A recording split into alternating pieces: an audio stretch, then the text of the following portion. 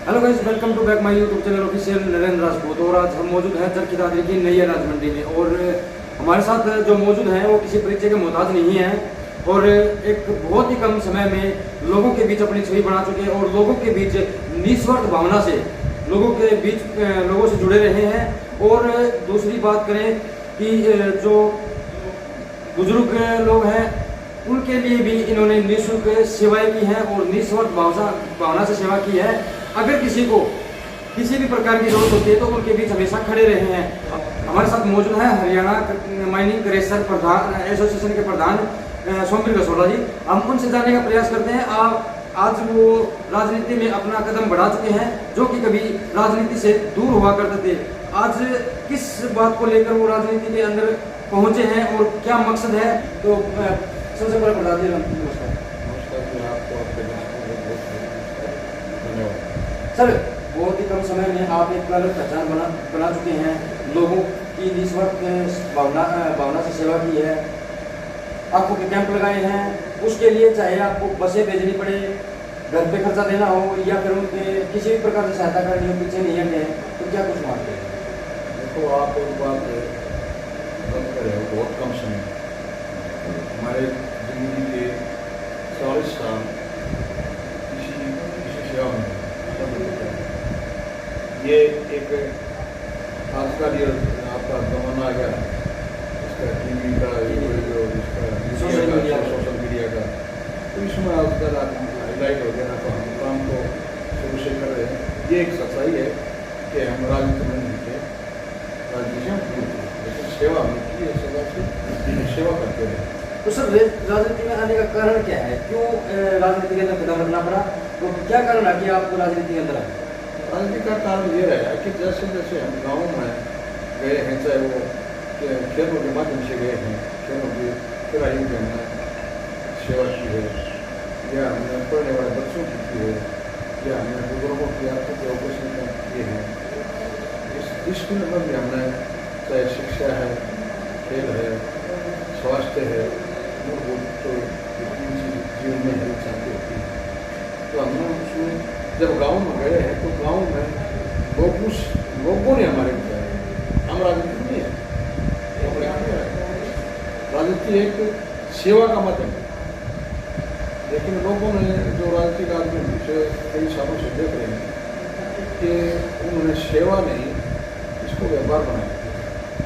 हम अपना व्यापारी हैं, नाम उनका करते हैं, तो लोगों की सेवा करते हैं। तो लोगों ने यह आवाज़ उठाई है, लोगों ने कहा, हमने अपनी तरफ से ये नहीं कहा कि हम राजनीति करेंगे, लोगों ने कहा कि आप इससे भी अच्छी बेहतर सेवा कर सकते हैं अगर आप राजनीति में आए।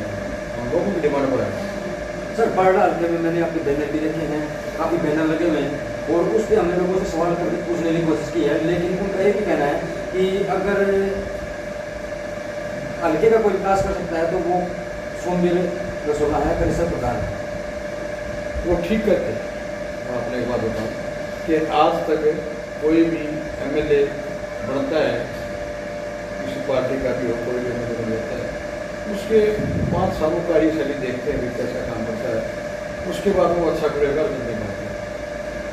लोग इसलिए हमें कहते हैं कि हम तो पहले से ही काम कर रहे हैं लोगों के लिए, सेवा के लिए, राजनीतिक सेवा। इसलिए लोग अपनी मर्जी से करते हैं कि ये आदमी हमारा काम कर सकता है, हमारा भला कर सकता है। बारडा हल्के की बात करें, विधायक सुखविंदर मांडी भी रह चुके हैं और विधायक नैना चौटाला भी रह चुकी है, लेकिन उसके बावजूद भी विकास के मामले में बारडा हल्का पिछड़ा हुआ है। अब लोगों के मन में एक बात जगी है कि सोमवीर जो कैसे प्रधान हैं वो कहीं ना कहीं हमारे क्षेत्र का विकास करेंगे और लोगों की समस्याएं सुनेंगे। जिस प्रकार से आप लोगों के बीच जा रहे हैं, उनकी समस्याएं सुन रहे हैं और सोशल वर्किंग के नाते भी आप जुड़े हुए हैं।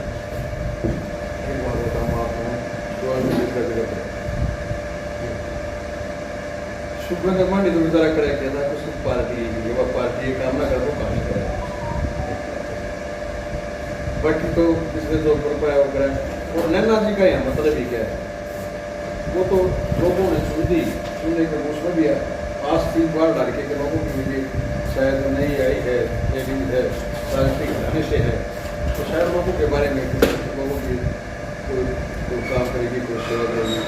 लेकिन उन्होंने इतना बना दिया कि जैसे हमने सिरसा से टाइम पास करना होता महीने 2 महीने में 3 महीने में, तो एक बार आउटिंग हो गया क्यों क्या घुस गया, काम लोगों का किया है नहीं, लोगों से मिले नहीं तो काम कहाँ से होगा। सर भाजपा सरकार पहले तो 400 पार का नारा दे रही थी, हरियाणा की 10 की 10 सीटों का दावा कर रही थी, और जबकि हरियाणा की जनता ने आधी सीट कांग्रेस के पक्ष में देने का काम किया। तो इसे क्या मानते हैं, क्या जो अपने हरियाणा की जनता है क्या बदलाव चाहती है? हरियाणा की जनता बदलाव चाहती है, और ये अभी लोकसभा में से भी पता चल गया, हरियाणा की जनता पूरी तरह से बदलाव चाहती है। और ये नारा तो अपना नारा चाहे कोई कितना दे दो, रोकेगा कौन? 400 पार का दे दो, 500 का दे दो, चाहे 1000 पार का दे दो, कौन रोकेगा? बताओ, खुद की बात है ना भैया। लेकिन डिसाइड तो फैसला तो पब्लिक करती है ना। नारे देने से क्या होता है? नारे तो इसलिए लोगों का ध्यान डाइवर्ट करने के लिए होता है, लोगों का ध्यान डाइवर्ट करें। आप नीति आयोग की देख रहे कितने साल से बीजेपी सरकार 10 साल से है, मुझे बता दो कोई आदमी ये काम किया। सर आप चुनाव मैदान में उतरे हैं, तो किन मुद्दों के साथ आप चुनाव लड़ रहे हैं? तो लोग जानना भी चाहते हैं कि क्या कुछ मुद्दे रहेंगे आपके? देखो, मेरा मुद्दा सबसे पहले मेरा आता है, मेरा वर्ग। मैं ये मानता हूँ कि मैं जब पब्लिक में गया हूँ, देखा है, तो यहाँ पर कोई सड़कें में लोगों का शौक नहीं है। छोटे छोटे काम भी पब्लिक के नहीं हो पाए, किसी भी नेता मुझे अब तक पता नहीं, मैं ये नहीं समझता किस तरह की नाराजगी की। तो छोटे छोटे काम के लिए भी लोग वंचित रहे हैं। यहाँ तक एक छोटा काम अगर किसी SDM को भी फोन करना हो या किसी तहसीलदार तक का फोन करना, वो भी नहीं हो पाया मेरे सामने। इसलिए मैं कह रहा हूँ ना, सोचना है मैं सबसे पहले प्राथमिकता मैंने अपने बाढ़ डालते थे कि कोई भी आदमी शोषित से वंचित किसी चीज़ की कमी ना रहे। मैं सबसे पहले मेरा ध्यान उस आदमी पर रहेगा। आखिरी आदमी बीजेपी का तो नारा आखिरी पंक्ति का, और हम ओरिजिनल के करेंगे कि आखिरी आदमी तक हम पूछ के दिखाएंगे, आखिरी आदमी तक हम काम करके दिखाएंगे। सर सत्ता में रहने के बावजूद लोग काम नहीं कर पा रहे, बावजूद उसके आप सत्ता में नहीं है, कोई पद नहीं है, बावजूद उसके आप स्कूलों में बस दे रहे हैं लोगों की मनी के तौर पर आपने कहें, या फिर जैसे आग बनवाने की बात होती है, आपको एक कैंप में लाखों रुपये खर्चा होता है, और आपने हर हफ्ते कैंप लगाने का काम किया है, उसमें काफ़ी लाखों का खर्चा है। तो बिना पद के होते हुए आप इतना कर रहे हैं। अगर आपके पास आपको जनता विधायक के रूप में चुन के हल्के में लेके आती है, तो क्या जनता के लिए रहेगा? मैं एक बात बताऊँ, जो एक कैंप लगाया हमने, जो सेवा करे, ये सेवा तो मेरे को भगवान ने मौका दिया।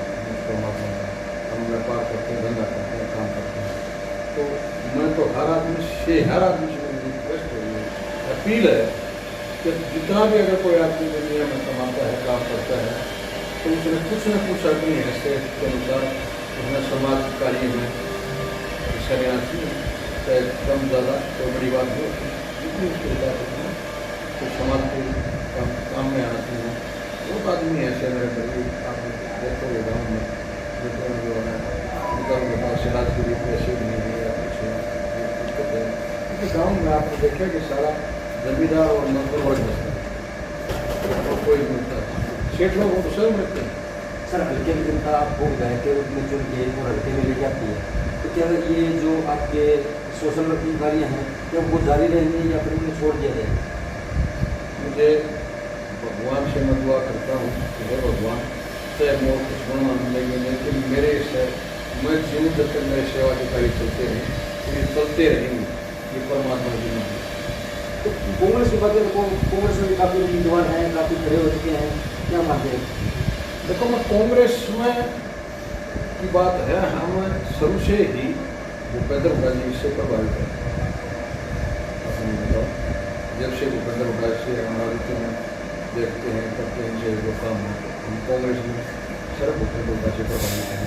तो उन्होंने स्टेट में काम किया, मेरी आंखों के सामने, किसी को बताने की जरूरत नहीं। और खासकर मेरे हल्के तो बाढ़ हल्के में जब पहली बार मुख्यमंत्री बनते ही 2005 में जिस इंसान ने 1600 करोड़ रुपये का कर्ज किया, तो सिर्फ किसानों का था, और सबसे ज़्यादा बेनिफिट जो है हमारे बाढ़ हल्के को है। तो जिस आदमी की ऐसी सोच है लोगों के प्रति, किसान के प्रति, मजदूर के प्रति, तो हम तो उनके ही देख के हम कांग्रेस के साथ। अच्छा, एक जेजेपी के कुछ पदाधिकारियों ने भी जेजेपी को छोड़ के और बीजेपी को ज्वाइन ना अपने कांग्रेस को ज्वाइन किया है चंडीगढ़ से उनका के नेतृत्व में, क्या कुछ है? हमारा मित्र है, बहुत पुराना मित्र है जोगेंद्र वर्मा, और वो जेजेपी का हो, आप इन लोग का हो, वो चौधरी देवलाल के टाइम से इस पार्टी में सेवा दे रहा है और अच्छे अच्छे पदों पर आया इस पार्टी में। तो उसने बहुत कुछ अपने जीवन का सारा, एक जीवन मैं कहूँ जीवन ही माने, क्योंकि मेरे से शायद 1-2 साल 1 साल बड़ा होगा, और पूरा जीवन ही बचपन से अब तक का उस पार्टी में जोगेंद्र को वहाँ लगाया था, और उसने सही समय पर सही कदम उठाया है। मैं उसका स्वागत और धन्यवाद करता हूँ जोगेंद्र वर्मा का। हमारा कांग्रेस में निरंतर बढ़ोतरी हो रही है, लोग पार्टियाँ छोड़ अन्य पार्टियों को छोड़कर कांग्रेस ज्वाइन कर रहे हैं, तो एक जनसभा उभर रहा है कांग्रेस की तरफ।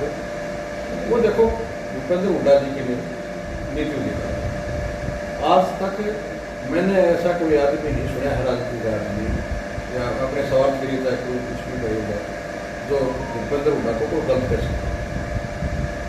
भूपेंद्र हुड्डा जो उनने हर कार्यकर्ता को एक ही, भूपेंद्र हुड्डा राजनीति में ऐसे शख्स है जिसने हर कार्यकर्ता को सम्मान दिया और जिंदगी में सबसे बड़े इंसान को सम्मान चाहिए। वो सिर्फ राजनीति जितनी भी राजनीतिक पार्टियाँ हैं ना, उनमें सबसे अगर कोई नेता है तो भूपेंद्र सिंह हुड्डा है जिसने सबको सम्मान दिया। तो सर बढ़ रहा है जनता से क्या अपील करना चाहिए?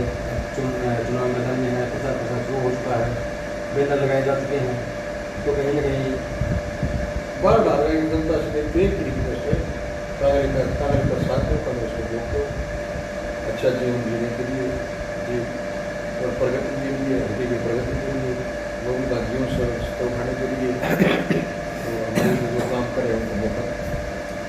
तो बिल्कुल ही यहाँ पर हमारे साथ प्रधान mining crusher Haryana association Somvir Kasola ji, और निरंतर हम आपके सामने नए नए मुद्दे लेके आते रहेंगे। तब तक के लिए दे मुझे इजाज़त। तरकी दादरी से नरेंद्र राजपूत।